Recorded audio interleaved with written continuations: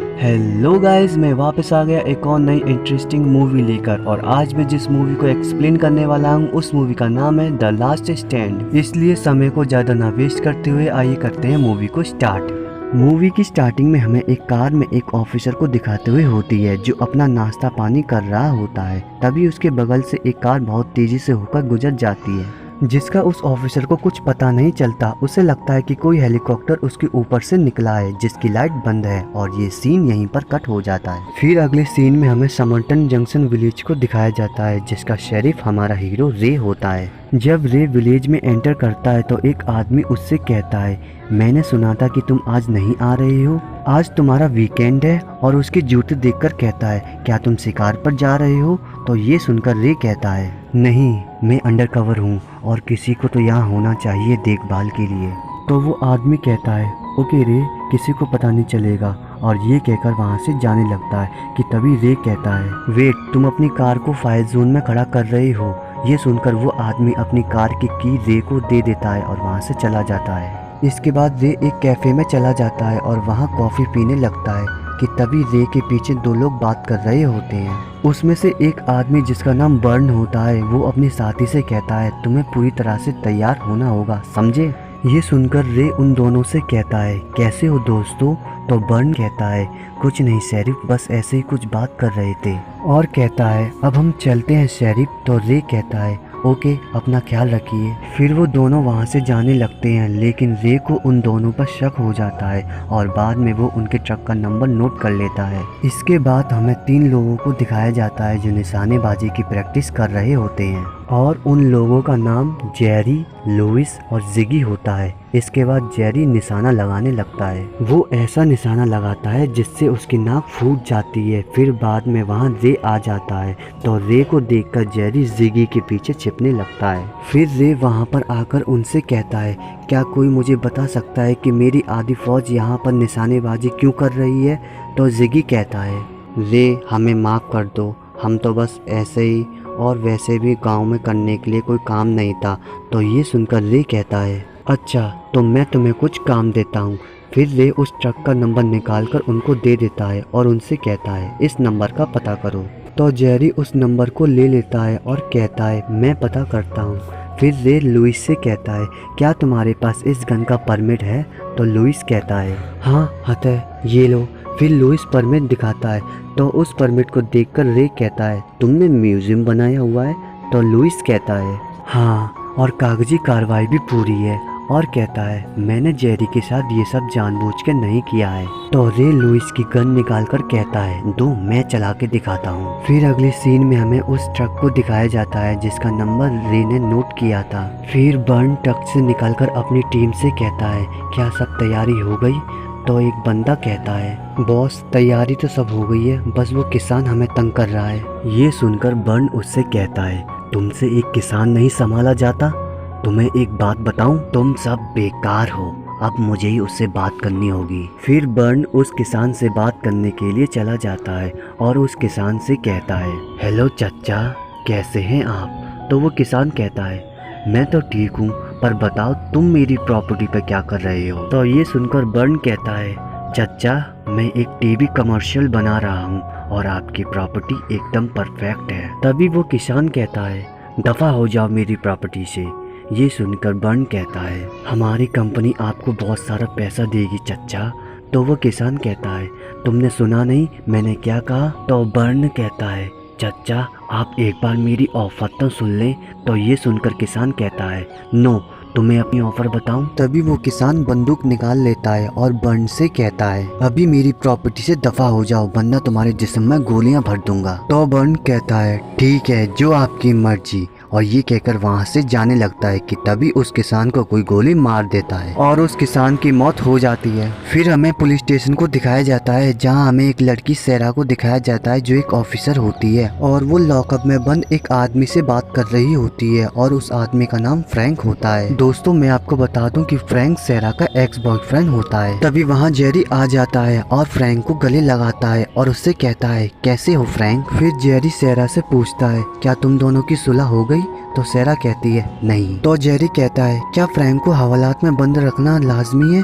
तो ये सुनकर जिगी कहता है, हाँ, तो जेरी कहता है वो क्यों? तो जिगी कहता है वो इसलिए क्योंकि बॉस ने कहा है कि इसको छुट्टियों वाले दिनों में बंद करके रखना। फिर जेरी जिगी से उस ट्रक का नंबर कैसे निकालते हैं उसके बारे में पूछता है। तो जिगी कहता है मैं तुम्हें आखिरी बार बता रहा हूँ, ध्यान से देख लो। फिर इसके बाद जेरी रे के घर पहुँच जाता है और रे से कहता है वो ट्रक की नंबर प्लेट चेक हो गई है। तो ये सुनकर रे कहता है बहुत खूब, और कहता है मैं जानता हूँ कि तुम यहाँ इतनी दूर सिर्फ ये बताने तो नहीं आए होगे। तो जेरी कहता है हाँ, और कहता है मैं यहाँ से जाना चाहता हूँ किसी ऐसी जगह जहाँ मैं कुछ बड़ा कर सकूँ, जैसे कि आप एलिमेंट नार्कोटिक्स में थे। तो ये सुनकर रे कहता है समंटन विलेज बहुत खूबसूरत जगह है। तो जेरी कहता है आपको लगता है, और कहता है क्या आप एले में मेरी जॉब के लिए मदद कर सकते हैं? तो ये सुनकर रे कहता है एले वैसा नहीं है जैसा तुम्हें लगता है।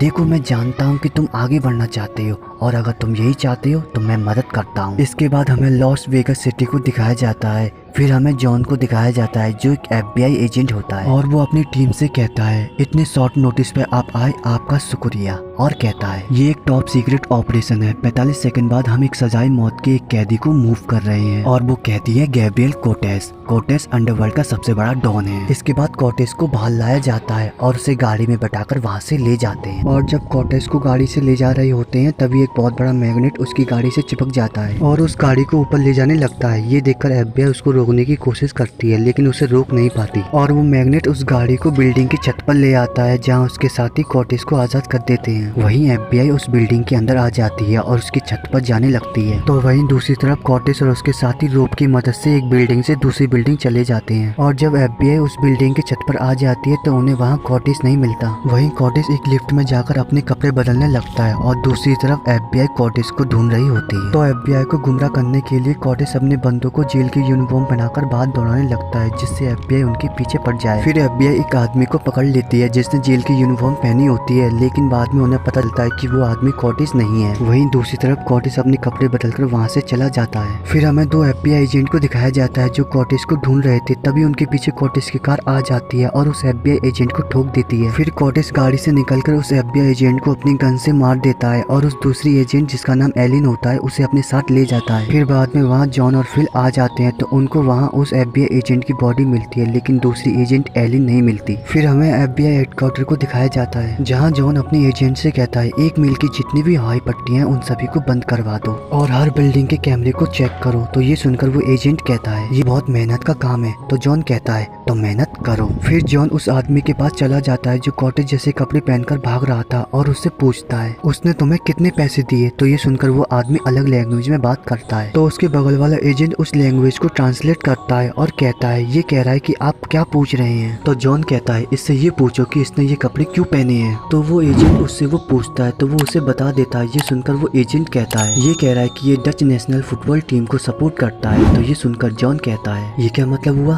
तुमने मुझे पागल समझा है क्या। तभी वहाँ एजेंट फिल आ जाता है और वो जॉन को अपने साथ ले जाता है। फिर हमें रे को दिखाया जाता है जो अपने घर में सो रहा था। तभी उसे क्रिस्टी का कॉल आता है और क्रिस्टी रे से कहती है मैंने अभी अभी रेस्टोरेंट खोला है लेकिन अभी तक दूध नहीं पहुंचा। तो ये सुनकर रे कहता है क्या ये पुलिस का मामला है। तो क्रिस्टी कहती है नहीं, लेकिन मिस्टर पार्सन हमेशा सुबह होते ही दूध पहुंचा दिया करते हैं। लेकिन बात दूध की नहीं है क्योंकि जब से मैंने होश संभाला है वो कभी भी लेट नहीं हुए। मुझे उनकी फिक्र हो रही है, क्या तुम उन्हें वहाँ जाकर चेक कर सकते हो। तो रे कहता है ओके, मैं किसी स्पाई को भेजकर वहाँ चेक कराता हूँ कि वो कहाँ पर है। फिर अगले सीन में फिल जॉन को एक फुटेज दिखाता है जिसमें कोटेस एक कार को लेकर वहाँ से भाग जाता है। तो उस कार को देखकर जॉन कहता है ये कार कौन सी है। तो दूसरा एजेंट कहता है सर ये कार RR1 है। तो ये सुनकर फिल कहता है ये RR1 क्या है। तो दूसरा एजेंट कहता है ये एक मॉडिफाइड कार है और सबसे ताकतवर चीज है। तो ये सुनकर जॉन कहता है अब तो बंदर के हाथ में बंदूक आ गई, अब इसे कैसे रोकूं। और कहता है सब जगह खबर पहुंचा दो, ये कार है जिसे मैं पकड़ना है। फिर हमें चेक पॉइंट को दिखाया जाता है जहाँ एक ऑफिसर सभी कारों को चेक कर रहा होता है। तभी उस ऑफिसर को वही कार दिखती है और जब वो कार आगे बढ़ने लगती है तो वो ऑफिसर उस कार को रोकने की कोशिश करता है लेकिन वो कार वहाँ से भाग जाती है। तो ये देखकर सभी पुलिस की कार उस कार का पीछा करने लगती है लेकिन वो कार पुलिस की कार को बेवकूफ बनाकर वहाँ से भाग जाती है। फिर अगले सीन में हमें जेरी और सेरा को दिखाया जाता है जो रे के कहने पर मिस्टर पार्सन के घर पहुँच जाते हैं और वो मिस्टर पार्सन को उनके घर में ढूंढने लगते हैं। इसके बाद हमें उस कार को दिखाया जाता है जो बहुत तेजी से जा रही होती है जिसमें हमें कोटेस और एलिन को दिखाया जाता कहता है दोस्तों मैं आपको बता दूं जो एलिन है वो कॉटेज के साथ मिली हुई है। दोस्तों मैं वीडियो को बीच में रोक रहा हूँ क्योंकि मैं आपसे कुछ कहना चाहता हूँ। गाइज मुझे वीडियो बनाने में काफी समय लगता है और आपको मेरी वीडियो सपोर्ट करने में बस कुछ सेकंड। सो गाइज अगर आपको मेरी वीडियो अच्छी लगती है तो मेरी वीडियो को लाइक करें, चैनल को सब्सक्राइब करें। आपका एक सपोर्ट मुझे बहुत मोटिवेशन देगा और मैं ऐसे ही वीडियो लाता रहूंगा। अब बढ़ते हैं मूवी में आगे। फिर हमें जॉन और फिल को दिखाया जाता है जहाँ फिल जॉन से कहता है कॉटेज उस चेक पॉइंट से भाग गया। फिर जॉन उस मैप को देखकर कहता है इस जगह को ब्लॉक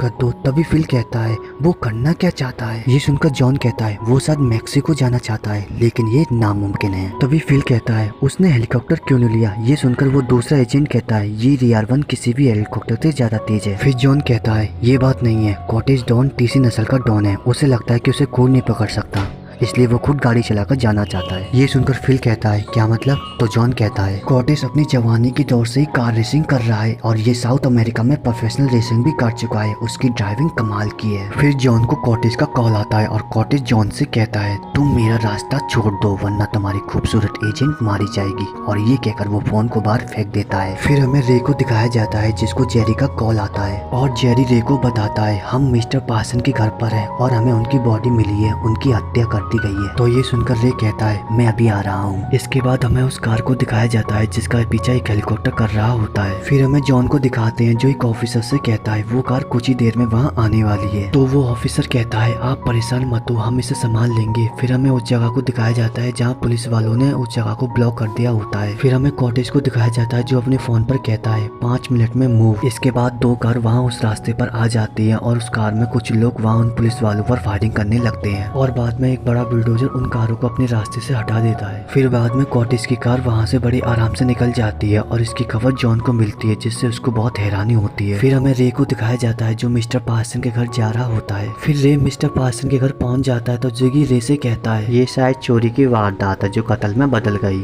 ये सुनकर रे कहता है क्या किसी ने टायर के निशानों को चेक किया। तो जेरी कहता है मैं चेक करता हूँ। फिर रे मिस्टर पार्सन की बॉडी को चेक करता है तो दोस्तों हमें पता चलता है कि मिस्टर पार्सन वही किसान होता है जो मूवी की शुरुआत में दिखाया गया था। फिर बाहर हमें जेरी को दिखाया जाता है जो उन टायर के निशानों को चेक करता है तो उसे पता चलता है कि ये निशान कैनियन की तरफ जा रहे हैं और वो वहाँ पर जाने लगता है। इसके बाद हमें कॉटेज की कार को दिखाया जाता है जिसका पीछा हेलीकॉप्टर कर रहा है। तो कॉटेज हेलीकॉप्टर से पीछे छुड़ाने के लिए अपनी कार को रोक देता है। तो हेलीकॉप्टर में बैठी ऑफिसर कहती है उसकी कार गायब हो गई। ये सुनकर जॉन कहता है कैसे हुआ ये। फिर हेलीकॉप्टर उस कार को ढूंढने लगता है लेकिन वो कार उसे नहीं मिलती। फिर अगली सीन में जॉन फिल से पूछता है कॉटेज बॉर्डर तक कब पहुंचेगा और कहता है बॉर्डर के जिस हिस्से की तरफ वो बढ़ रहा है वहाँ पर कैनियन बहुत गहरी है और वो मैप को देखकर कहता है यहाँ पर एक क्रॉसिंग है। तभी एक एजेंट जॉन से कहता है मैं एक ऐसे एजेंट को जानता हूँ जो वहाँ का इंचार्ज है। तो जॉन कहता है कॉटेज उस गहरे कैनियन को कभी पार नहीं कर पाएगा। तभी फिल जॉन से कहता है तो फिर हम इस टाउन का क्या करें, समर्टन जंक्शन, यहाँ पर कोई क्रॉसिंग नहीं है। ये सुनकर जॉन उस टाउन के शेरिफ यानी रे को कॉल करता है तो रे कॉल उठा लेता है और कहता है मैं किससे बात कर रहा हूँ। तो जॉन कहता है मैं जॉन FBI से, हमें एक मसला है। तो रे कहता है जी बताएं मुझे। तो जॉन कहता है एक फरार मुजरिम मैक्सिको बॉर्डर की तरफ बढ़ रहा है और हमें यकीन है कि वो समर्टन को क्रॉस करेगा, तो आप तैयार रहना और मैं एक स्क्वाड टीम को भेज रहा हूँ। ये सुनकर रे कहता है मैं अभी बात नहीं कर सकता, रखता हूँ। तभी जिगी कहता है क्या हुआ। तो रे कहता है FBI का कहना है कि एक फरार मुजरिम यहाँ समर्टन में दाखिल होने वाला है तो मुझे तैयार रहने के लिए कह रहे थे। और कहता है ये कोई इत्तेफाक नहीं है, वो आदमी जो मैंने होटल में देखा और फिर ये सब जुड़ा हुआ है, मुझे जेरी और सेरा से मिलना होगा। फिर हमें जेरी और सेरा को दिखाया जाता है जो उन टायर के निशानों का पीछा करके कैनियन तक पहुंच जाते हैं और गाड़ी से निकलकर वो वॉकी टॉकी पर रे से कहते हैं हम यहाँ कैनियन तक पहुंच गए हैं और यहाँ पर कुछ हो रहा है। तो ये सुनकर रे कहता है फौरन वहाँ से निकलो। लेकिन जेरी और सेरा को रे की बात समझ में नहीं आती और सेरा रे से दोबारा पूछने लगती है। तभी एक आदमी उनकी ओर आने लगता है तो ये देखकर जेरी उस आदमी को रुकने को कहता है। तभी वो आदमी जेरी पर गोली चला देता है और जेरी नीचे गिर जाता है। ये देखकर सेरा गाड़ी के पीछे छिप जाती है और उन पर फायरिंग करने लगती है तो वो लोग भी उस पर फायरिंग करने लगते हैं। फिर सेरा वॉकी टॉकी पर रे से कहती है हम पर फायरिंग हो रही है और जेरी को गोली लगी है। फिर हमें बर्न को दिखाया जाता है जो अपने लोगों से कहता है एंके पहन लो मेरे बच्चों और लाइट बंद कर दो। फिर इसके बाद वहाँ की लाइट बंद हो जाती है और वो लोग अंधेरे में एंके की मदद से देख पा रहे होते हैं। तभी सेरा जेरी से कहती है क्या तुम मेरे पास आ सकते हो। तो जेरी कहता है है हाँ। फिर जेरी सेरा की तरफ जाने लगता है कि तभी एक आदमी जेरी को गोली मार देता है और उसके पास आकर उसे मारने वाला होता है कि तभी वहाँ रे अपनी कार लेकर आ जाता है और उस आदमी को उड़ा देता है और जेरी और सेरा को गाड़ी में बैठाकर वहाँ से ले जाता है। और जब जेरी को गाड़ी में बैठाकर ले जा रहे होते तो जेरी सेरा से कहता है मैंने सुना है कि अगर यूनिफॉर्म पर दाग लग जाए तो वो जिंदगी भर नहीं धुलता। तो सेरा कहती है तो क्या हुआ, वैसे भी शादी के बाद कपड़े तुम्हें ही धोने हैं। तो ये सुनकर जेरी कहता है अगर फ्रैंक हमें इस हालत में देख ले तो बहुत जेलस होगा। तो सेरा कहती है जानती हूँ, मगर तुम अपने दोस्त को बता देना कि वो अपना टाइम जाया कर रहा है, मुझे मुजरिम पसंद नहीं। फिर रे अपनी गाड़ी को पुलिस स्टेशन ले आता है और गाड़ी से उतरकर रे को देखता है तो उसे पता चलता है कि जेरी की मौत हो गई है और ये देखकर सेरा बहुत रोने लगती है। फिर रे जेरी की बॉडी को पुलिस स्टेशन के अंदर लाने लगता है तो ये देखकर फ्रैंक सेरा से पूछता है सेरा क्या हुआ, क्यों रो रही हो। फिर सेरा फ्रैंक को जेरी की मौत की खबर सुनाती है तो फ्रैंक कहता है यकीन नहीं होता कि वो चला गया। ये सुनकर सेरा कहती है फ्रैंक वो तुम्हारे बारे में बात कर रहा था मरने से कुछ देर पहले। ये सुनकर फ्रैंक कहता है क्या कहा उसने। तो सेरा कहती है उसने कहा कि तुम्हारे सर रियायत पर दो, तुम इतने भी बुरी नहीं हो। फिर हमें कॉटेज को दिखाया जाता है जो फोन पर बर्न से कहता है क्या मतलब तुम्हारा कि पुलिस ने मुश्किलें पैदा की, क्या तुम तैयार रहोगे वक्त पर। ये सुनकर बर्न कहता है हाँ आपको कोई मसला नहीं होगा। तो कॉटेज कहता है कोशिश करो कि तुम्हारा मिशन पूरा हो जाए, मुझे बहाने सुनने की आदत नहीं। फिर दोस्तों हमें पता चलता है कि बर्न और कॉटेज एक दूसरे से मिले हुए हैं और यही कारण है कि वो मैक्सिको बॉर्डर कैनियन पे कुछ बना रहा था और वो क्या है हमें आगे पता चलेगा। फिर हमें रे को दिखाया जाता है जो फोन पर जॉन से कहता है स्कॉट टीम कब तक आएगी। तो जॉन कहता है 15 मिनट में। तो रे कहता है क्योंकि वो मुजरिम यहीं से बॉर्डर क्रॉस करने जा रहा है। ये सुनकर जॉन कहता है क्या बात कर रहे हो समर्थन में तो कोई क्रॉसिंग नहीं है। तो रे कहता है वो बना रहे हैं क्योंकि हमारे टाउन के जुनून में कैनियन बहुत बदली है, उनकी पूरी टीम यहाँ पर है, वो उस कैनियन के ऊपर एक मोबाइल ब्रिज बना रहे हैं। तो जॉन कहता है अच्छा तो तुम्हें ये लगता है। तो रे कहता है मुझे लगता नहीं है, मैंने खुद देखा है उन्हें, हमारे आमने सामने उनके साथ फायरिंग हुई है। फिर रे जॉन से पूछता है आखिर ये मुजरिम है कौन। तो जॉन कहता है ये मुजरिम है गैब्रिएल कोटेस। तो रे कहता है क्या तुमने ये मुझे पहले क्यों नहीं बताया, अगर मुझे पता होता तो मेरा सिपाही अब तक जिंदा होता। और ये कहकर वो फोन रख देता है। इसके बाद जॉन फिर से कहता है स्कॉट टीम से मेरी बात कराओ और कहता है मुझे समर्थन का नक्शा दिखाओ, मैं उसे खुद चेक करना चाहता हूँ। फिर हमें स्कॉट टीम को दिखाया जाता है और उस टीम के कैप्टन को जॉन का कॉल आता है और उससे कहता है ज्यादा चांसेस है कि कॉटेज समर्थन से बॉर्डर क्रॉस करेगा और अगर तुम वहाँ पहुँचो और तुम्हें कोई पुल नजर आए तो उसे तबाह कर दो। तो कैप्टन कहता है ओके सर। फिर हमें कॉटेज को दिखाया जाता है जिससे एलिन कहती है आगे स्कॉट टीम है, अब तुम क्या करोगे। तो कॉटेज कहता है देखो मेरा जलवा। इसके बाद कॉटेज अपनी कार को स्कॉट टीम के आगे ले जाता है और गाड़ी को उल्टा चलाने लगता है। इसकी ड्राइविंग को देखकर स्कॉट टीम भी हैरान हो जाती है। फिर कॉटेज अपनी कार को रोक देता है जिससे स्कॉट टीम की गाड़ी पलट जाती है और दूसरी गाड़ी उसी गाड़ी से टकरा जाती है। फिर कॉटेज वहाँ से निकल जाता है। फिर हमें रे को दिखाया जाता है जो अपनी टीम से कहता है स्कॉट टीम नहीं आ रही है। तो जिगी कहता है तो हम अकेले रह गए। ये सुनकर सेरा कहती है तो फिर हम लोगों में से स्कॉटिश को कौन रोकेगा।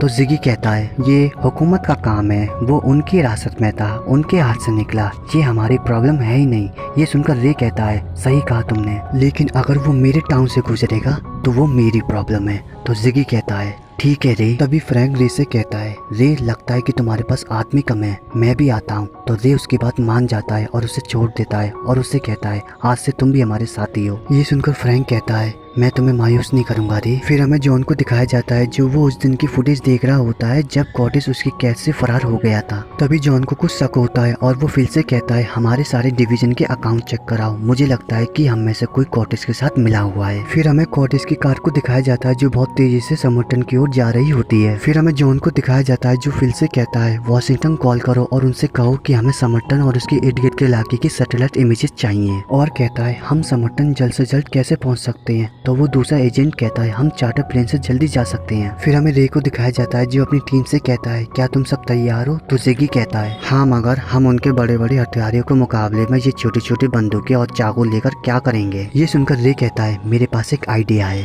फिर अगले सीन में रे लुइस के पास चला जाता है। तो लुइस रे से कहता है कुछ भी करने से पहले मैं तुम्हें बताना चाहता हूँ कि मेरी दो शर्तें हैं। तो रे कहता है और वो क्या है। ये सुनकर लुइस कहता है मुझे भी फ्रैंक की तरह डेप्टी बनना है। तो रे उसकी बात मान जाता है और उसे बैच देकर डेप्टी बना देता है। फिर जिगी कहता है अपनी दूसरी शर्त बताओ। तो लुइस कहता है इस घोड़े को मैं खुद चलाऊंगा क्योंकि मैं ही इसे चलाने के काबिल हूँ। तो रे कहता है हमें शर्त मंजूर है। फिर लुइस एक बहुत बड़ी व्हीकल्स गन को दिखाता है जिसको देखकर सभी हैरान हो जाते हैं। फिर रे लुइस से कहता है इसकी गोलियां हैं तुम्हारे पास? तो लुइस कहता है हाँ थोड़ी सी। फिर ये सब गोलियां भर लेते हैं और कॉटेज की फौज से लड़ने की तैयारी करने लगते हैं। फिर ये सब बाहर आ जाते हैं और रे अपनी टीम से कहता है अब हम मेन स्ट्रीट पे मिलेंगे। फिर अगले सीन में हमें जॉन और उसके एजेंट को दिखाया जाता है जो चार्टर प्लेन से समंटन विलेज जा रहे होते हैं। फिर हमें रे को दिखाया जाता है जो अपनी टीम से कहता है कॉटेज को कैनियन तक पहुंचने के लिए इसी मेन स्ट्रीट से होकर गुजरना पड़ेगा और कहता है तुम सब इस रोड को ब्लॉक कर दो और मैं शहरवासियों को खबरदार करता हूँ कि वो अपने घर से ना निकले। फिर रे एक रेस्टोरेंट के अंदर चला जाता है और वहाँ के लोगों से कहता है आप सब यहाँ से बाहर बिल्कुल मत निकलना क्योंकि एक भागा हुआ कैदी हमारे टाउन में आ रहा है। तो वो लोग कहते हैं ओके शेरिफ। फिर हमें फ्रैंक और सेरा को दिखाया जाता है जहाँ फ्रैंक उस रोड को देखकर कहता है ठीक है अब शुरू कहाँ से करें? तो सेरा कहती है हम ऐसा करते हैं कि इस ट्रक को वहाँ खड़ा कर देते हैं और कुछ गाड़ियाँ ढूंढते हैं। ये सुनकर लुइस कहता है मेरे पास एक आइडिया है और अपने ट्रक से एक पेड़ काटने की मशीन निकाल लेता है। तो ये देखकर फ्रैंक कहता है ओह तुम क्या करना चाह रहे हो? तो लुइस कहता है तुम पीछे रहो और फिर वो उस लकड़ी के पोल को काटने लगता है और जब वो पोल गिरने वाला होता है तभी एक तार की वजह से वो वहीं रुक जाता है। फिर हमें प्लेन में फिल को दिखाया जाता है जो लैपटॉप में कुछ देखकर जॉन से कहता है जॉन ये देखो जरा। तो जॉन कहता है क्या है ये सुनकर फिल कहता है ये होम सिक्योरिटी की तरफ से सैटेलाइट इमेज है, ये समटन जंक्शन की जेलों का लाइव व्यू है। तो उस इमेज को देखकर जॉन कहता है ये एक पुल है, मुझे यकीन नहीं होता, यानी शरीफ ठीक कह रहा था। फिर हमें लुइस को दिखाया जाता है जो उस पुल को गिराने के लिए उसके ऊपर चढ़ जाता है, तभी वो पुल नीचे गिर जाता है और लुइस एक ट्रक के ऊपर गिर जाता है। ये देखकर फ्रैंक लुइस को बचाने के लिए आता है और उससे कहता है काम हो गया, बहुत खूब डेप्टी। इसके बाद हमें रे को दिखाया जाता है जो वॉकी टॉकी पर सेरा से कहता है सेरा लुइस और फ्रैंक को लेकर स्कूल यार्ड में पहुंचो और मैं चाहता हूं कि तुम पुराने होटल की छत पर से मुझ पर नजर रखो और जिगी तुम यहीं पर नजर रखोगे। फिर हमें बर्न और उसके साथियों को दिखाया जाता है जहां बर्न अपने साथियों से कहता है शिकार का वक्त हो गया दोस्तों। फिर बर्न अपने साथियों को लेकर उस टाउन में आ जाता है तो ये देखकर जिगी एक कार के पीछे छिप जाता है। वहीं शेरा वॉकी टॉकी पर रे से कहती है रे बहुत से लोग मेन स्ट्रीट में आ गए हैं। तो रे कहता है अभी कुछ मत करना, हमारे आने का इंतजार करो। इसके बाद बर्न रोड पर बहुत सी कार खड़ी हुई देखता है जिसे देखकर कहता है ये कार यहाँ पर क्यों खड़ी है। ये देखकर बर्न को कुछ शक होता है और वो अपने साथियों को अलग अलग भेज देता है कि तभी वहाँ क्रिस्टी आ जाती है। तो उसे देखकर जिगी क्रिस्टी से कहता है तुम जल्दी से यहाँ से निकल जाओ। ये सुनकर क्रिस्टी कहती है पर यहाँ पर हो क्या रहा है जिगी, और यहाँ पर इतनी गाड़ियाँ क्यों खड़ी हैं। तभी बर्न क्रिस्टी को देख लेता है और अपनी बंदूक निकालकर कहता है चलो हसीना तुम्हारा नंबर तो आया। तो ये देखकर जिगी क्रिस्टी को बचाने के लिए बर्न पर फायरिंग करने लगता है और क्रिस्टी को बचा लेता है और उससे कहता है होटल में जाकर छिप जाओ। इसके बाद बर्न और उसके साथी जिगी पर फायरिंग करने लगते हैं लेकिन जिगी एक कार के पीछे छिपा होता है जिससे वो बच जाता है। इसके बाद बर्न अपनी मिसाइल से जिगी पर अटैक करता है और वहाँ एक बड़ा ब्लास्ट होता है। तो बर्न को लगता है कि अब जिगी का खेल खत्म, लेकिन तभी अचानक जिगी फायरिंग करते हुए बाहर आ जाता है और फिर सेरा भी उन पर फायरिंग करने लगती है और फायरिंग के दौरान एक आदमी जिगी को गोली मार देता है। तो ये देखकर सेरा उस आदमी को ही गोली मार देती है। इसके बाद कुछ लोग सेरा पर फायरिंग करने लगते हैं तो सेरा वॉकी टॉकी पर रे से कहती है रे मुझे मदद चाहिए और जिगी को गोली लगी है। तभी फ्रैंक वहाँ एक स्कूल बस लेकर आ जाता है तो ये देखकर एक आदमी उस स्कूल बस के ऊपर कूद जाता है और विंडो के सामने आकर फ्रैंक को मारने ही वाला होता है। तभी फ्रैंक उसे अपनी गन से उड़ा देता है और वहीं बस को देखकर बर्न कहता है अब ये क्या चीज आ रही है और उस पर फायरिंग करने लगते हैं। तभी फ्रैंक उस बस को मोड़ लेता है और बस के पीछे रे और लुइस उस बड़ी विकस गन से उन लोगों पर फायरिंग करने लगते हैं और एक एक करके सभी लोगों को मार देते हैं। इसके बाद लुइस रे से कहता है कमाल कर दिया शेरिफ। तभी बर्न उन पर फायरिंग करने लगता है तो ये देखकर फ्रैंक स्कूल बस को आगे बढ़ाने लगता है तो वहीं दूसरी तरफ एक आदमी उन पर फायरिंग करने लगता है। तो ये देखकर रे सेरा से वॉकी टॉकी पर कहता है सेरा ये फायरिंग कहाँ से हो रही है। तो सेरा कहती है आपके पीछे होटल की साथ वाली छत पर। फिर रे बस से निकलकर उस होटल के अंदर आ जाता है और उसकी छत पर जाने लगता है। तो वहीं दूसरी तरफ एक आदमी सेरा को देख लेता है और उसे मारने के लिए उसके पास जाने लगता है। तो उसे देखकर फ्रैंक सेरा को बचाने के लिए जाने लगता है और वहीं रे होटल की छत पर आकर उस आदमी को गोली से उड़ा देता है। वहीं दूसरी तरफ वो आदमी सेरा को मारने के लिए छत पर जाने लगता है कि तभी फ्रैंक उस आदमी पर गोली चलाने लगता है और गोली की आवाज सुनकर सेरा भी वहाँ आ जाती है। फिर फ्रैंक उस आदमी को गोलियों से छलनी कर देता है और सेरा को बचा लेता है। फिर हमें लुइस को दिखाया जाता है जिसकी गन फायरिंग में नीचे गिर जाती है। तो ये देखकर एक आदमी लुइस को मारने के लिए आता है कि तभी लुइस एक फायर गन से उस आदमी पर शूट कर देता है और उस आदमी का खेल खत्म हो जाता है। फिर इसके बाद जिगी को होश आ जाता है। तो ये देखकर लुइस जिगी के पास जाने लगता है कि तभी बर्न लुइस पर गोली चला देता है। तो ये देखकर रे बर्न पर फायरिंग करने लगता है। फिर वहाँ फ्रैंक और सेरा आ जाते हैं। तो रे उन दोनों से कहता है जिगी और लुइस को बचाओ, मैं तुम्हें कवर करता हूँ। फिर फ्रैंक लुइस को अपने कंधे पर उठाकर वहाँ से ले जाता है और वहीं रे बर्न पर फायरिंग करने लगता है और वहाँ जाकर देखता है तो बर्न वहाँ नहीं मिलता है कि तभी बर्न एक स्कूल बस के अंदर से रे पर फायरिंग करने लगता है। तो ये देखकर रे एक कार के पीछे छिप जाता है। तभी रे को लुइस की बंदूक दिख जाती है और वो बंदूक को उठा लेता है। फिर रे बस के नीचे से बर्न पर फायरिंग करने लगता है जिससे बर्न का एक कान उड़ जाता है और फिर रे बस के अंदर आ जाता है और उससे कहता है बंदूक फेंक दो। तो ये सुनकर बर्न बंदूक फेंक देता है और रे से पूछता है कौन है रे तू, और ये कहकर वो अपनी दूसरी बंदूक निकाल लेता है कि तभी रे उसे शूट कर देता है और बर्न का खेल यहीं पर खत्म हो जाता है। इसके बाद बर्न के फोन पर कॉर्टिस का कॉल आता है तो रे उस कॉल को उठा लेता है। तो कॉर्टिस उस कॉल पर कहता है मैं पहुंच गया हूँ, क्या सब तैयारी हो गई?